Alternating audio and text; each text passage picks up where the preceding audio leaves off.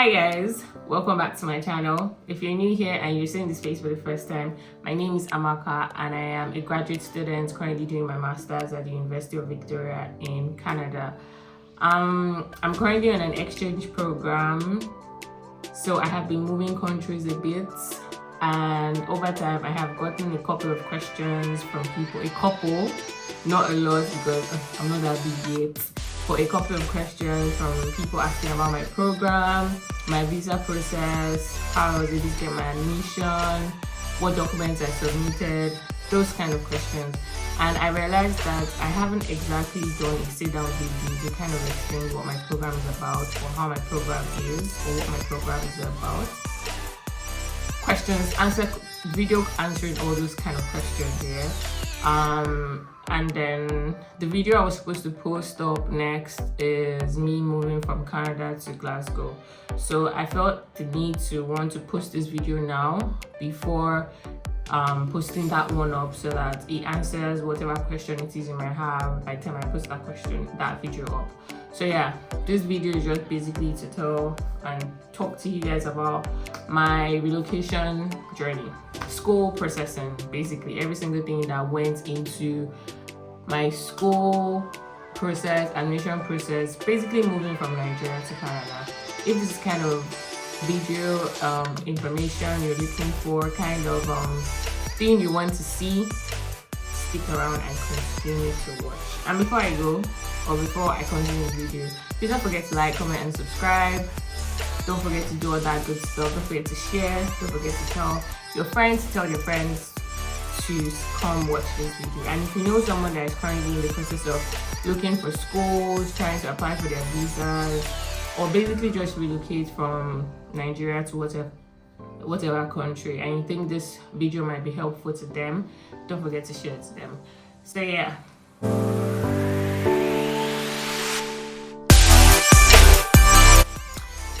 So guys, what's the word? I don't even know where to start from, but then I think I wrote a couple of things down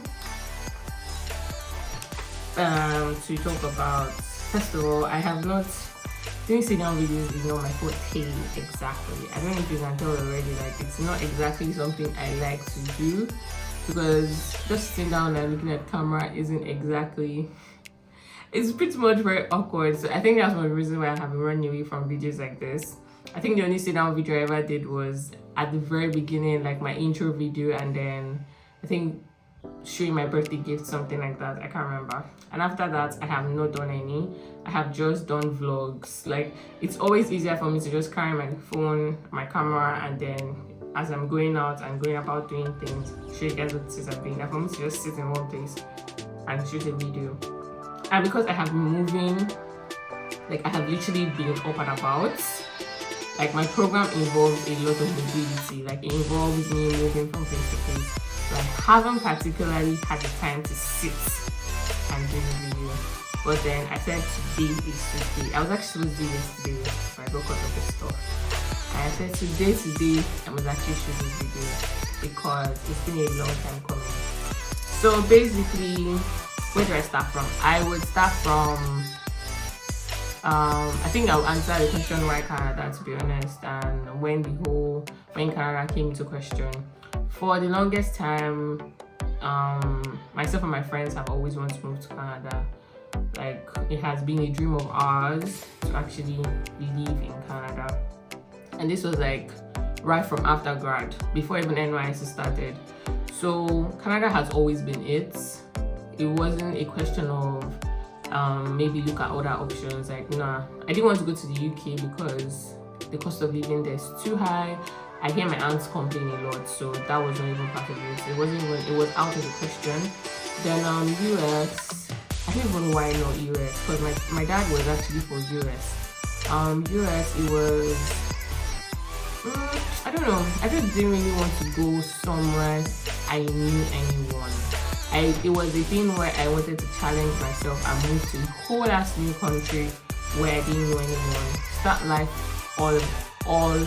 start life again, meet new people, just challenge myself and take myself out of my comfort zone. Because to be honest, Back in Lagos, I was too comfortable. I'm not even going to lie to you people.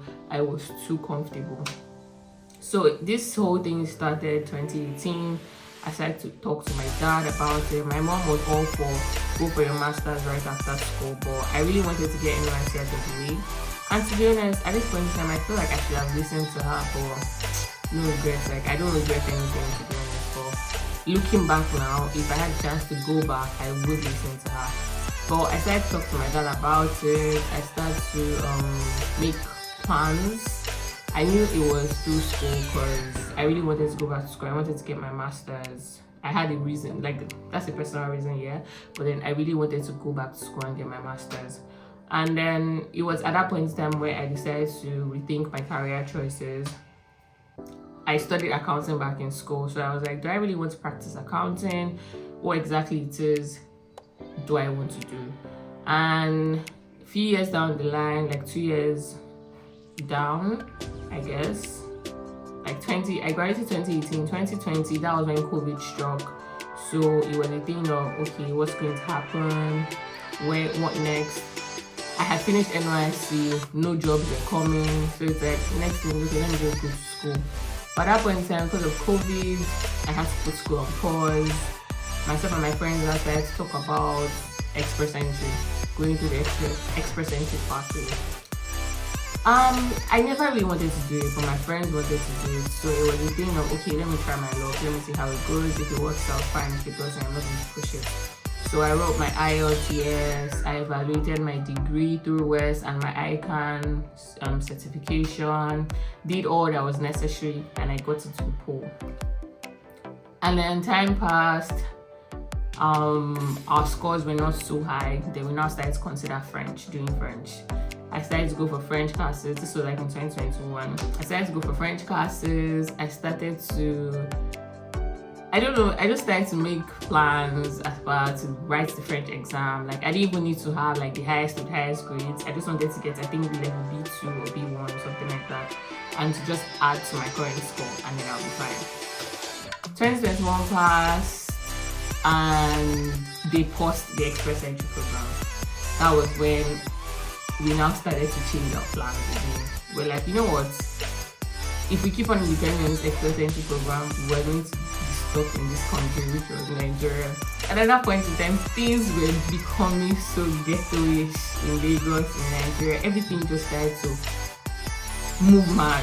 Like, the country was just going haywire. I was literally at that point in time when I was exhausted of Lagos. I was exhausted of Nigeria. Coincidentally, I had got a job in consulting, so it was like, okay, let's give this new path, this career path a try. Let's see if it's worth it. Let's decide if it's what we want to do. Then it would then allow me finalize or pick my program of choice.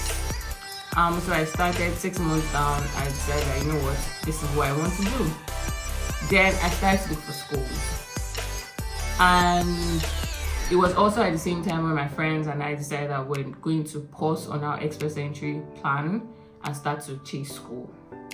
So my friends decided to go like apply for colleges, and then I had spoke to my dad about it, and then he's like, you know what, if it's about the money, he's going to try to get the money.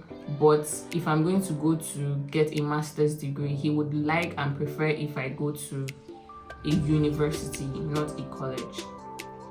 And then I'm like, okay, it's your money. I'm not going to fret or fight about it. Then we made a deal that, okay, well, you take care of my fees, and then I will take care of my living expenses, my feeding and all that. That was when the pressure became worse, because I now had to like get an extra job. I started to save very, I don't know, but I had to start saving a lot. I had to start working like 2 extra jobs to be able to meet up and everything. And yeah, that was it. So 2021 ending, I started to check for schools. I started to check for finance courses, masters in finance, masters in business management, masters, I don't know. And then I found out that most of the masters in finance courses required GMAT. guys, I was running away so much from this exam. Like, I really did not want to write GMAT. So I now started to check for like other options. I was like, you know what, finance is out of it. If all the schools are asking for a GMAT, I really don't want to write this exam, so I'm not going to consider this option. And then at that point in time, I think I had a conversation with a friend, and then she was telling me that if I do want to continue the consulting space, I didn't need a master's in finance, to be honest. I just needed like maybe a business management or an MBA, to be honest.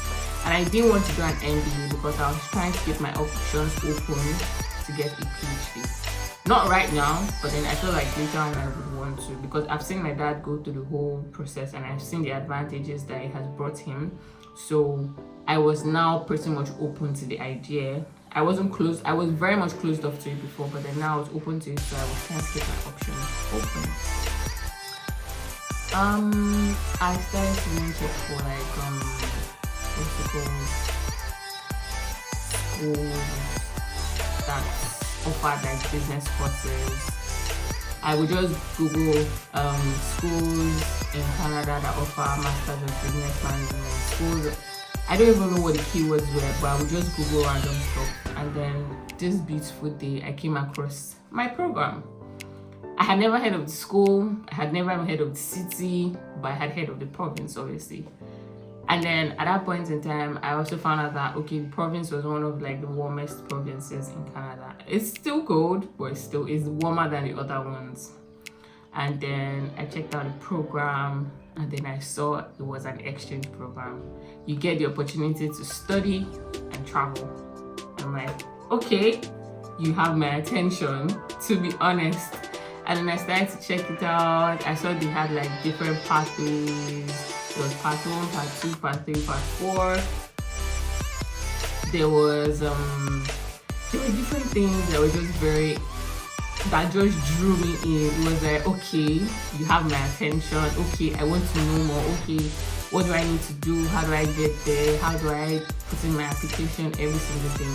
So I checked like the requirements. It was just the basic requirements. You needed to have like you didn't even have to have a business degree. It's just that when you're then given your admission, you have to take prerequisite courses to cover up for the business degree you didn't have. So you have that. You need to have like a grade B and above. You need to have your references. You needed to have your, I can't remember the other things though. Then I decided to check for the fees. Guys, these fees were not smiling at all. I'm not even going to, this is me being honest and being factual with you guys. The school fees is expensive. That was when I now, I said, okay, this is a drawback. Because at that point, my father is retired. I'm not expecting him to start busting his ass to start looking for money to pay school fees. So I was very heartbroken, I'm not going to lie. But then one night I said, you know what, just talk to him about it and see what he says. I didn't have anything with my dad. I told him about the program, the cost, everything, and he was, trust my father, he was interested immediately. Like, it wasn't even a thing of, oh, let me think about it. My dad has always been this type of person that wanted us to be able to travel and study. Like, he wanted us to go to like places like Asia, somewhere in Europe, that kind of thing, to go study. So the minute he heard you have the opportunity to study and travel, he was already caught up to it immediately. Then and then we now started to do the conversion for the school fees, everything. Considering the exchange at that point in time, it was actually pretty cheap. At that point in time, this was like 2021 ending. It was pretty much cheap. And I was like, oh yeah, this is doable. It's not bad. He's retired, so obviously he most likely had savings, he had assets that he wanted to use. So I was very grateful for that. And then I now started to make preparations to apply.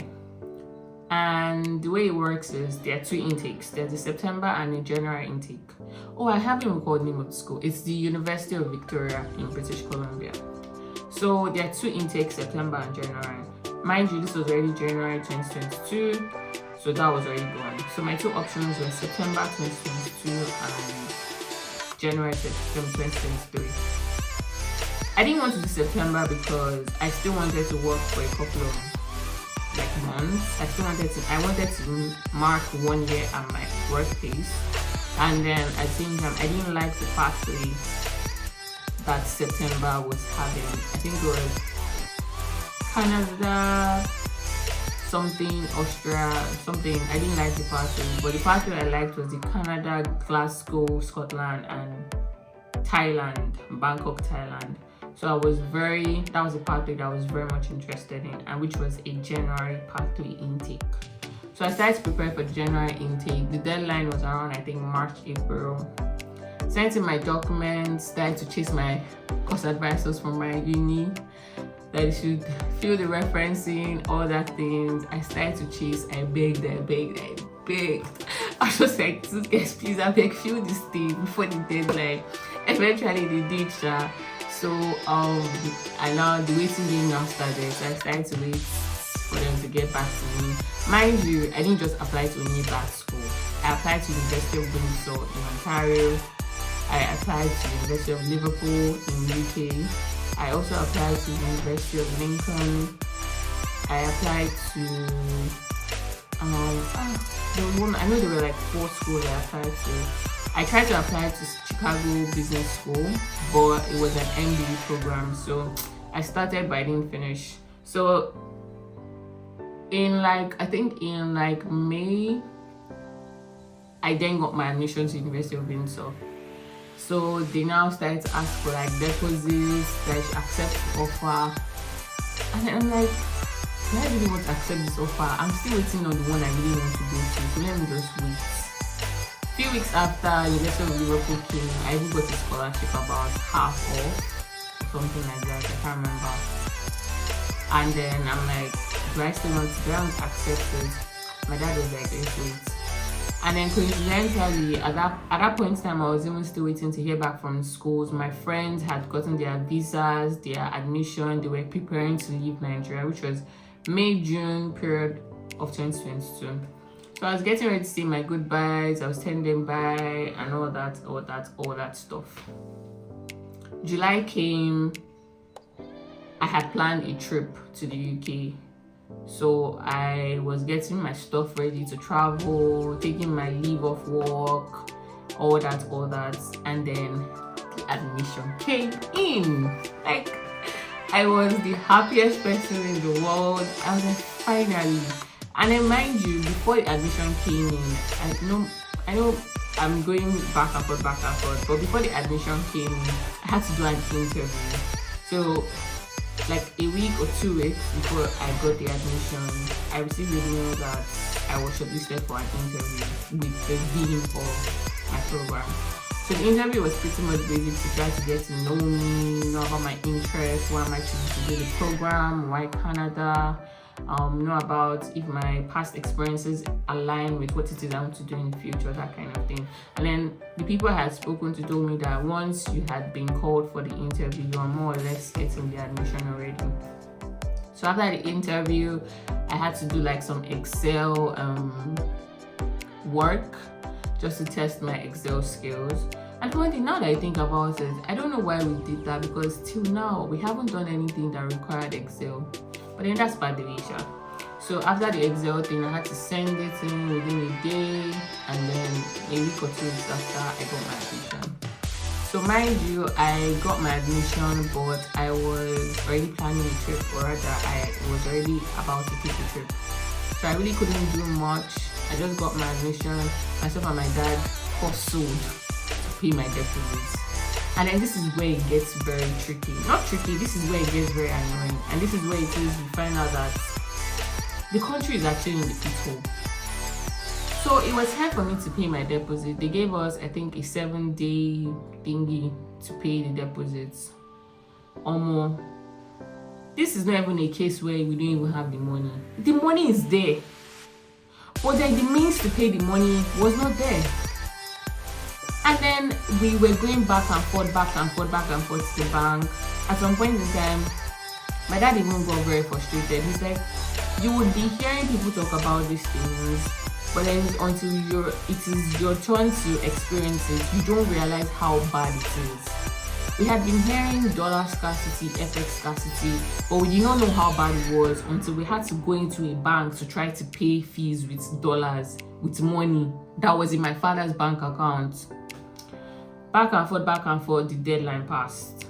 I now had to send a mail to the school explaining to them that this current situation, that please they should extend the deadline a bit for me, that we've already processed the payment. It's just that they're saying there's forex scarcity, so it cannot be processed immediately. Luckily, they allowed me, so that one was already settled like a week or two, not a week, like 2 or 3 days after I sent the mail, the money went through. So that one was sorted. Now that is my whole admission, school process, everything. I would then move on to when I now started my visa processing, because this is where it now became very tricky, where it now started to look like I wasn't going to go and I didn't have the resources to go. So yeah. So guys, it's time for me to talk about my visa processing. After I got my admission, if you remember clearly, I said I had taken a trip to the UK. So while I was there, I was trying to gather my documents, figure out how the process was like, what I needed to pay, what I needed my dad to get ready, all those things. So I was having back and forth calls with my dad, trying to explain to him what the process was like and the documents he would need to provide. And then in the process, we kind of found out that my dad did not particularly have ready cash in his account to cover up for the amount of money that he needed to show in his bank statement. That was when we now started to find out, to try to figure out, okay, what was our next line of action. So I booked a consultation with one IRCC licensed consultant, People Place Canada, on Instagram. I'm pretty sure anyone that is trying to figure out like visa processing or express entry or anything, I think you should have come across their page on Instagram at some point. So I booked a consultation with them. We had the call with my dad. She explained and talked about what needed to happen and all that. She kind of said if the money wasn't ready by like September or something like that either I forfeit my admission or I get a third party sponsor, maybe my uncle that was directly related to me or something like that. So my dad now started to consider that option of getting a third party sponsor. Mind you, time was going. I got back to Lagos in August, and by then I booked my medicals to go get my medicals done while I was still trying to wait for my dad to kind of like figure things out.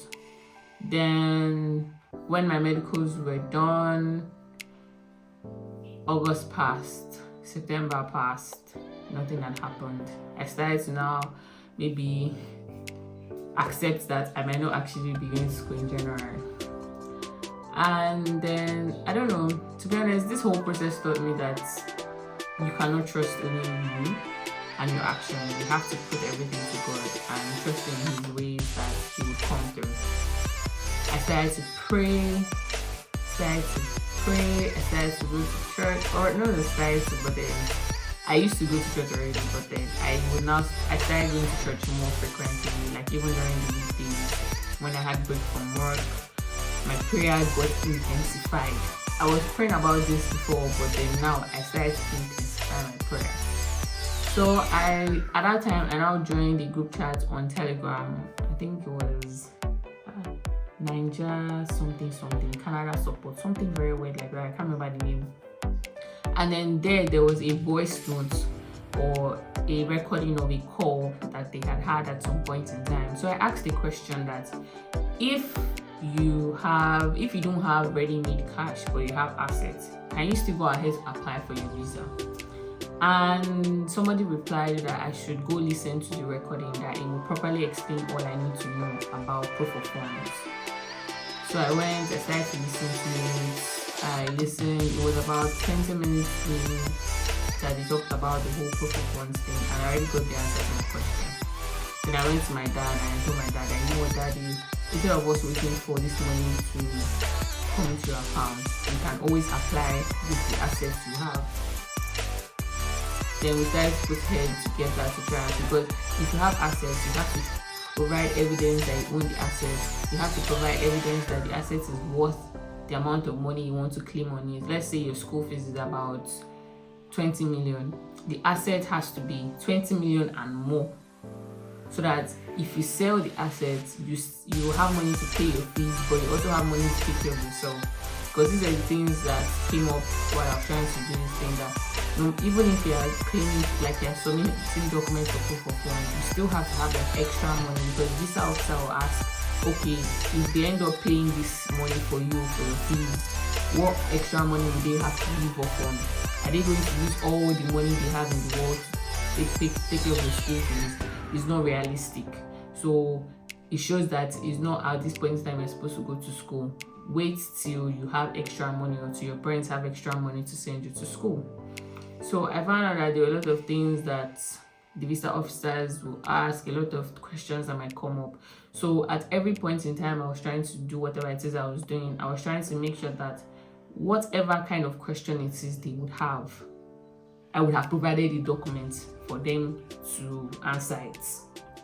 So we now started to gather, my dad started to figure out people that could value the property he had, things like that.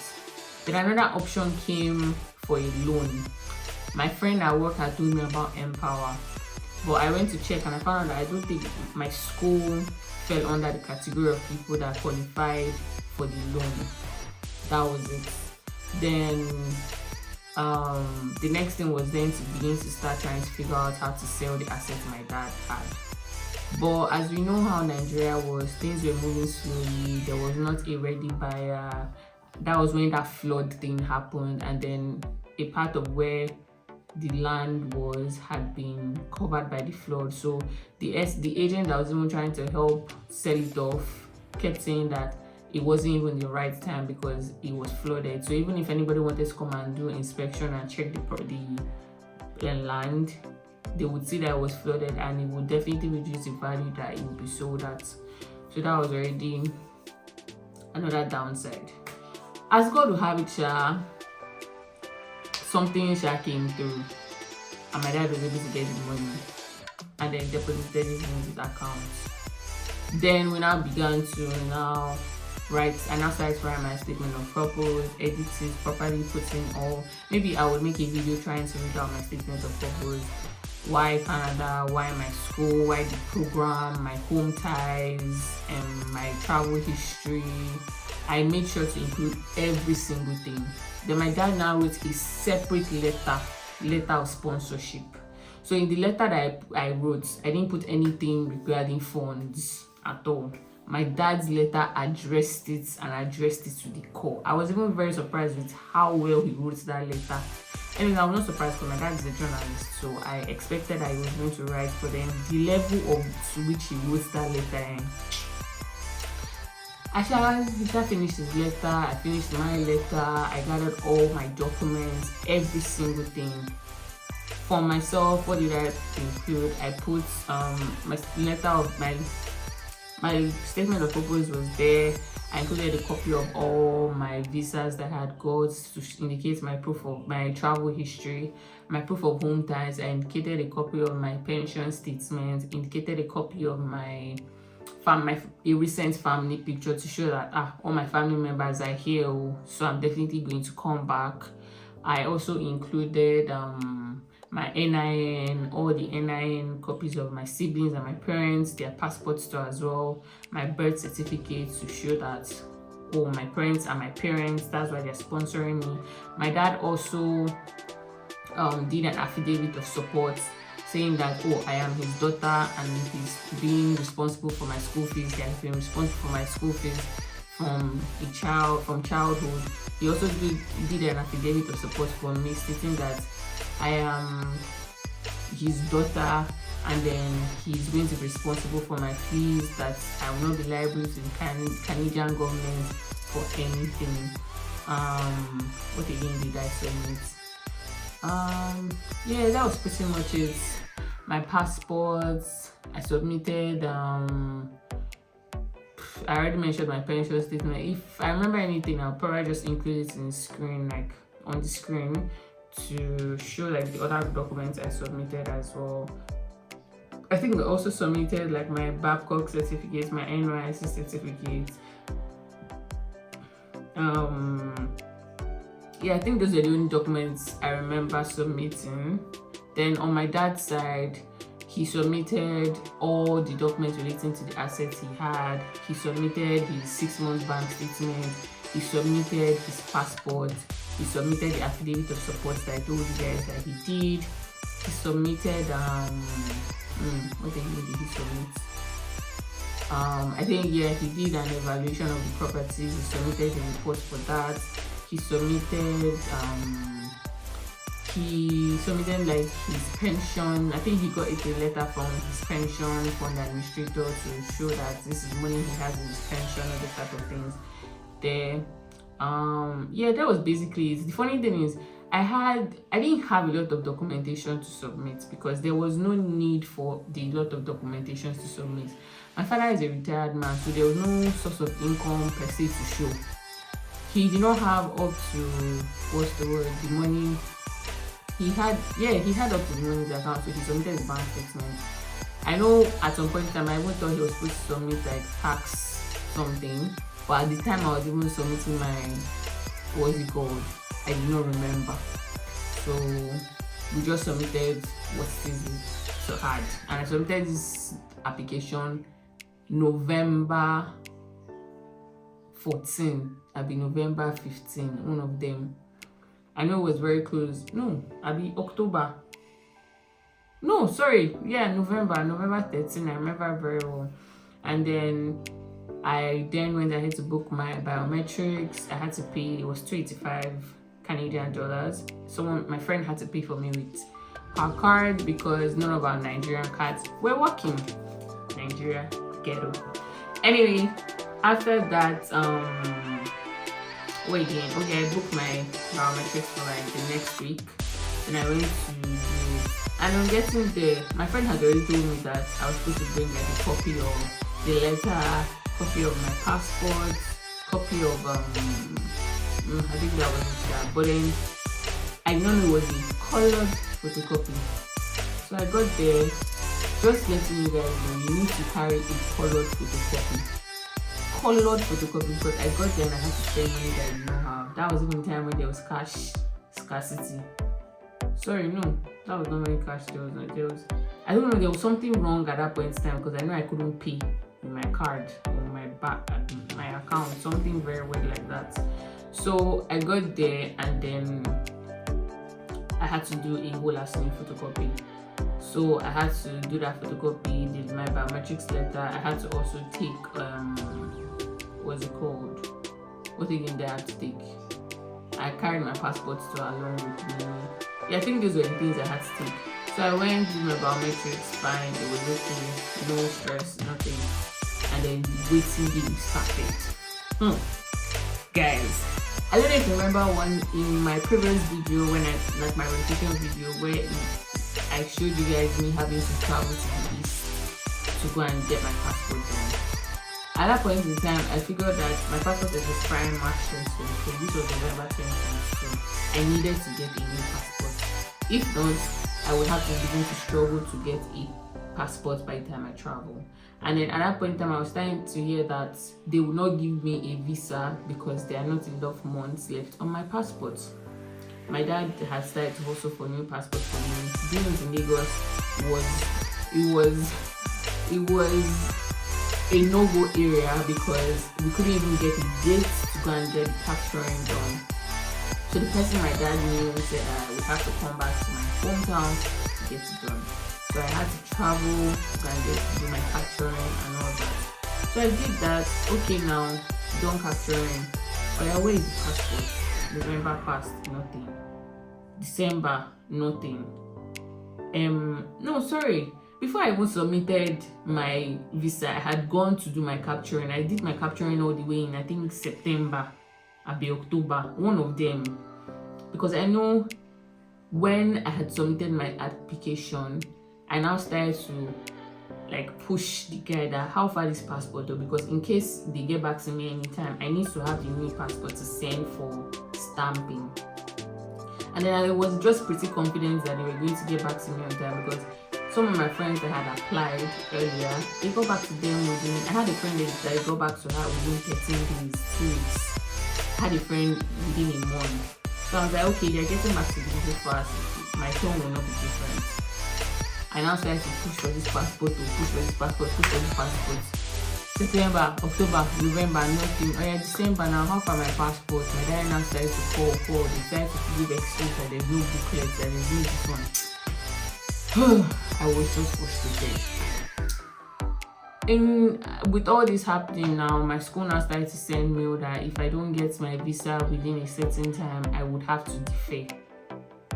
I said, wahala. I think a couple of us now started to now pleaded or something weird like that. They now shall give us till the end of, I think they said till the end of January or something weird like that. To the end of January. So this was December. I was still pretty much confident that they're going to get back to me. Why not? Why wouldn't they get back to me before the end of January, before the end of December? I waited, nothing. That December 25th period now came.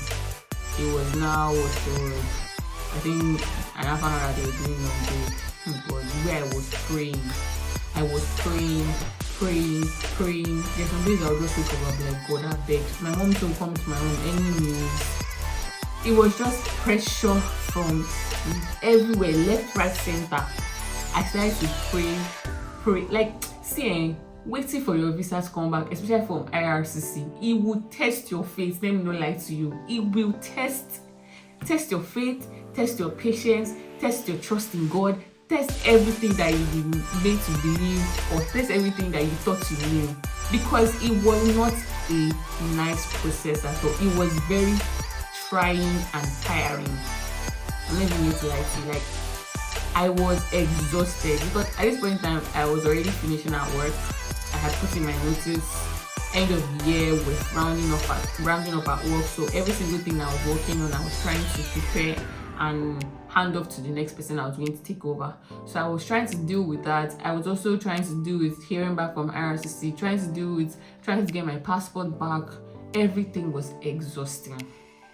Finally, my dad said, oh, Daddy said my passport is ready. And then obviously I did it in my hometown. I was not going back that Christmas. I had to beg my dad now how to help me collect it, but I had to write some sort of letter stating that, oh, I have authorized my dad to help me collect it for me because I am currently not in Anambra. She collected it for me. Came back to Lagos, everything. Then we had Christmas. The Christmas Eve, I didn't even enjoy it well because one mind was here, one mind was there. My friends even came back from Canada for Christmas, so we were even trying to turn up. At the same time, she would tell me, don't worry, that they get back to me, that there's no how they will not get back to me. And the thing is, I was confident that I was going to get the visa. I was just scared, or I just had fear that I was not going to get it in time for me to resume school. And that was my fear.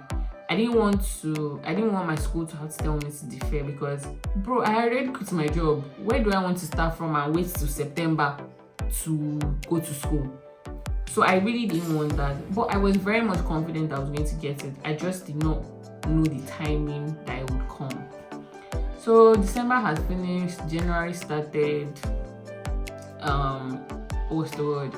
I now heard, okay, that apparently they didn't even go on break. So I now started to talk to one of my friends that I went to high school. She too had started the whole visa process and was waiting to hear back from IRCC. But she had applied since August.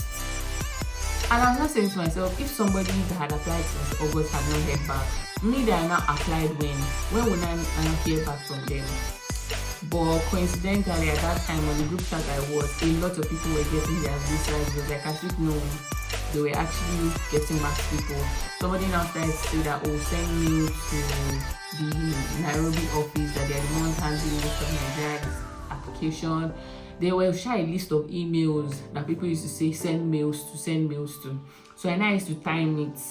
When it is early morning in maybe Canada, I'll send email to the Canadian, the Ottawa office, the Ontario office. send mails to, I was just sending mail. At the point when I even stopped because I felt okay, maybe me sending mails, me pissing them off, maybe that's why they are not attending to my application.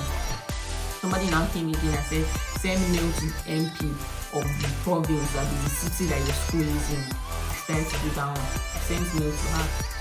The first week she didn't reply. I sent another mail. The second week she did not reply. I sent mail. The third week she not replied. Or I think her assistant or somebody that handles her emails now replied and told me that I should send my RRCC application number, my name, my course, my school, and some other things. I just sent it. I did not hear anything again from her or from the email. This was already almost the last week of January. I'll be mid-January. I still they pray my prayer. I still they ask God. I still plead. If you're Catholic, you know this prayer I'm talking about. I now did the novena, Mary Ondua or not. That novena is powerful. I'm not even going to lie to people. It is. I only pray that, or rather, I learned from a friend that you only pray that novena when you are asking for something very. It's not a prayer you pray anyhow or at any time. You use it to pray for something very, very crucial and very, very serious. So I did that novena with a friend. I used to go to church every now and then during my free time. I would kneel, I would beg, I would cry. What did I not do? Even my mom could see that this thing was draining me because I had not waited on something like this before in my life. It's not like as if I had anything handed to me, but then to wait this long for something this daunting, if it was a thing where there was no pressure from anywhere, I wouldn't have been bothered. Maybe if things had gone smoothly and then I had gone to I had applied early, maybe I wouldn't have felt this pressure. But then there was pressure from my school. Oh, get your visa. If not, you have to defer. And then I did not want to defer. That was my fear, to be honest. So it was very, very draining and tiring, and I didn't want to. And the important thing is, you don't. How do you want to tell people? How do you want to say to people that this is what making you sad or what's making you depressed? When obviously there's some people that have never exactly been able to even get admission. So you will just look very silly and it was the people that knew. My friends that knew, my friends that had been going through the whole thing with me knew, my family members knew, like my church family also knew too as well. So it was like, I had a couple of supports. I had I remember when I say couple, I had a strong support system because my family members were there through it all. My friends were there through it all. My friend I used to pray with was there through it all. It was a very good support system, let me not lie. So I was waiting on IRCC to get back to me. But it was just one night. I would not forget. I think it was the 17th of January. I was just, let me just check my email. I now got an email from the MP saying that, that she had requested for my records, and then the details that were sent to her was that they have approved my application. That was my first sign. I was like, oh my god, they've approved this thing. So why is this thing not coming to my RSC account? Why? The next day, by let's say 3 p.m. I'll be this thing, and I got the passport request mail. Oh my gosh, I was the happiest person on earth. I got this thing, but then IRCC website was now down, so I couldn't even do anything. And I felt like, okay, it has come back, I don't do anything about it. Like, it was so annoying. Anyhow, what's the word? I waited for I think I got it on a Wednesday. I waited Thursday. It was now Friday. The IRCC website was now working. So I now checked. I now saw it. I printed out my letter. I took my new passport. I took the slip I got from my biometrics. And then I was not asking my friend that was doing the whole thing with me, that was going to my school too with me, told me that he sent his passport directly to Abuja. That sending directly to Abuja is faster. So that day I went to DHL, sent my passport straight to Abuja, then I now started to wait. something that's supposed to take 1 week or 2 weeks, so it took me almost 3 weeks before I got my passport. That's where another waiting now started again. And sidetrack, for the documents I submitted for my visa, I just remember now that my dad had paid half of my first installment for my fees, because my fees are divided into 3 installments. So he had paid half of it. So I submitted like receipt of the payment and also my fee plan to show that, oh, this is how my fees have been shared in installments. That's my dad had already paid half of it. That was just a sidetrack because I just remembered. So I might not remember again. So I just decided to put that in there. So yeah, I sent my passport to Abuja. Then I now started to wait. In the meantime, I started to pack my stuff. I started to get things done. I started to sort out my clothes. My mom started to buy my boxes, or what started to buy. She already bought my boxes since. It was just for me to start packing into them. I sorted my shoes out. She started to buy my food stuff. And I started to figure out what to now do with my hair. That was when I started to shoot all the last content I wanted to do with my siblings. I wanted to even shoot a video with my mom, but we couldn't get the time. But I now started to shoot all the last restaurant reviews I did before I came. So I started to wait now. How far my passport? How far the stamping? The chef finally sent me mail. They received it at the IRCC Abuja office. That has been off to the embassy to get stamped. 2 or 3 days later, I got the mail that it had been stamped, that it had been sent, that it's on its way. It will be sent out to the IRCC Abuja, where it will then be sent back to Lagos. To me, I now, what's the word? Like maybe 2 or 3 days later, I now finally got another mail that it had been sent, it had been received by the IRCC office in Abuja. But yeah, now it was time for them to send it to Wahala. And then my parents needed to know when exactly I was going to get it to enable them book my ticket. We couldn't get a date when we did not know when I was going to get this ticket. Mind you, I got this thing mid-January. This was already entering first week of February. I still did not know when I was going to get my passport.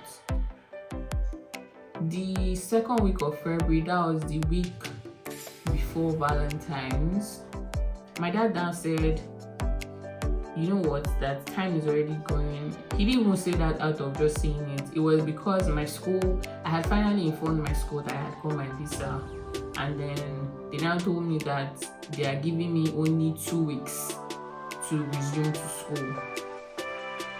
Mind you, 2 weeks had already passed since I got the visa. I now sent a mail to them to kind of explain that this is the situation of things, that I'm still yet to get my passport back from the embassy. I don't know what the delay is, I don't know what the hold up is, but this is the situation of things. So they just said, okay, no problem, that whenever it is I get it, I should just let them know and resume. But I didn't want to take advantage of this. Like, they've already given me a lot of leeway, a lot of time, a lot of this thing.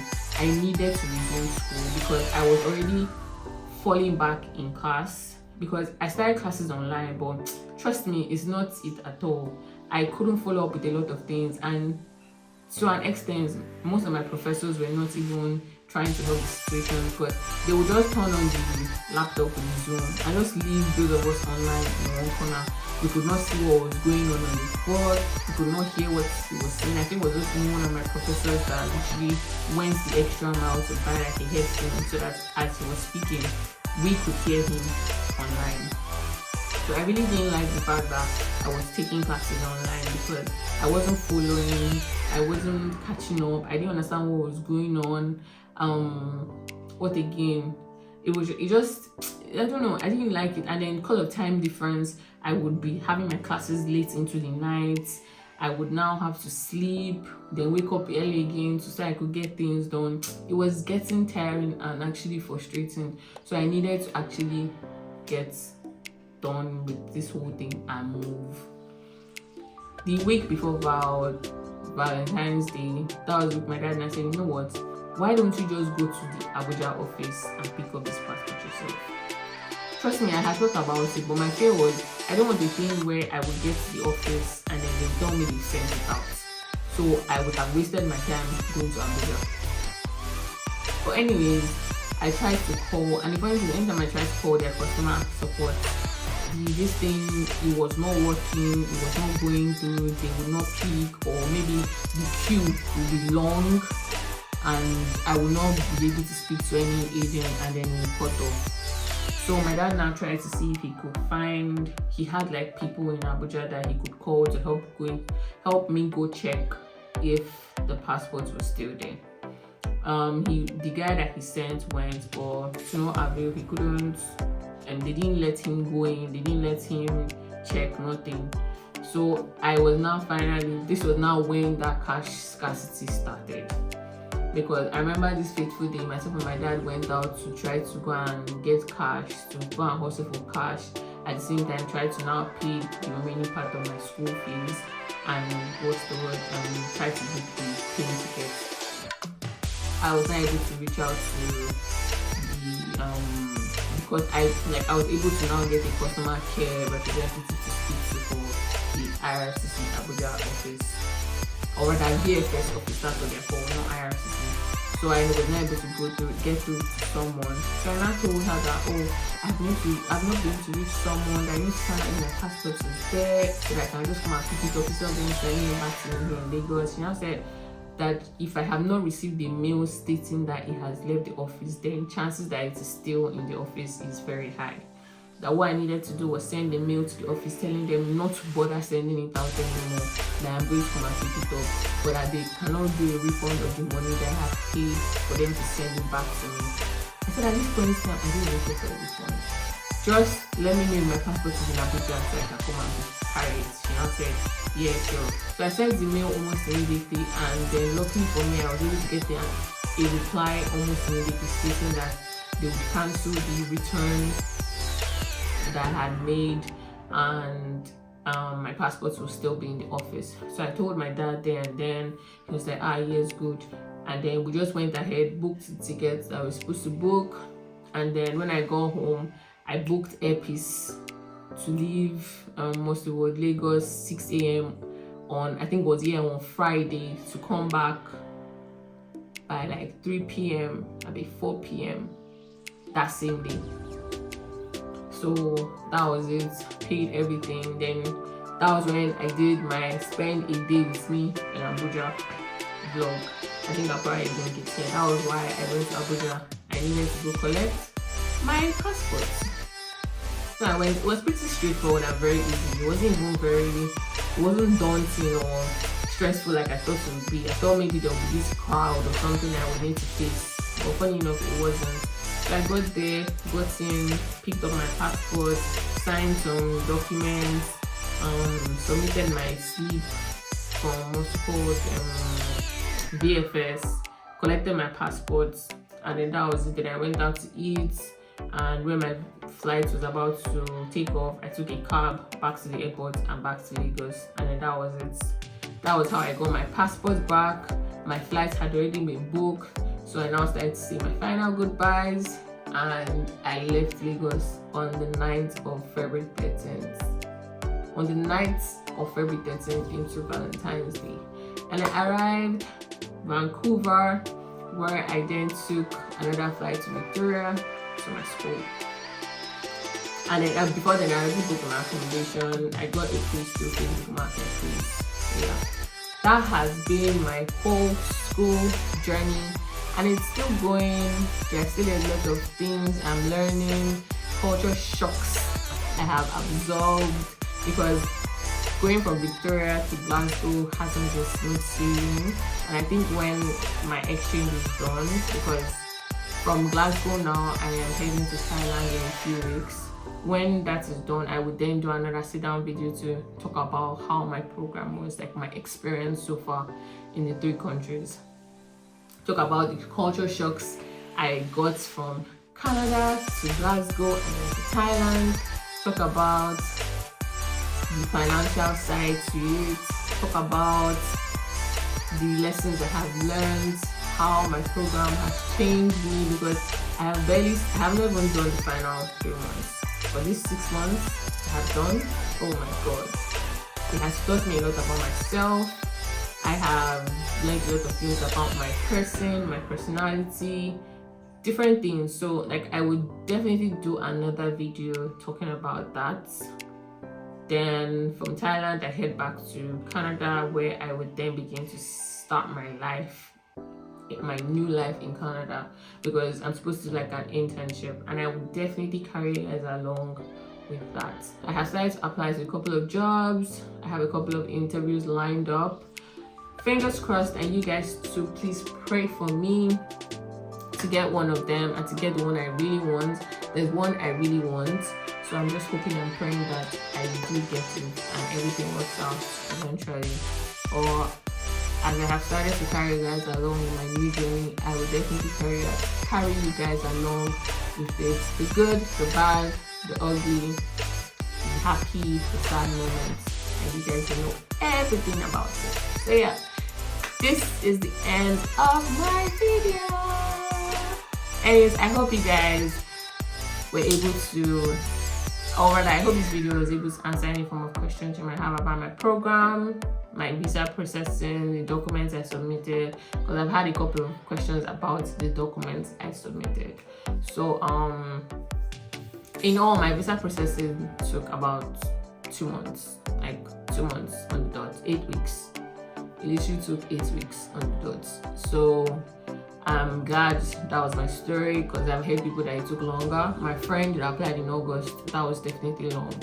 So I'm grateful for that, and I'm grateful for God for coming through for me this whole process. It wasn't easy, but we thank God, and I'm grateful for it. So yeah, I hope this video has answered any form of questions you might have about the whole process. If it hasn't, you can still leave me a comment down in the comment section, or as people have done, message me on my Instagram or my Twitter. It's all in the description box down there. Thank you guys for watching up until this moment. If you did, you're a real MVP. And I will see you guys in my next video. Please don't forget to like, comment, and subscribe. And love you.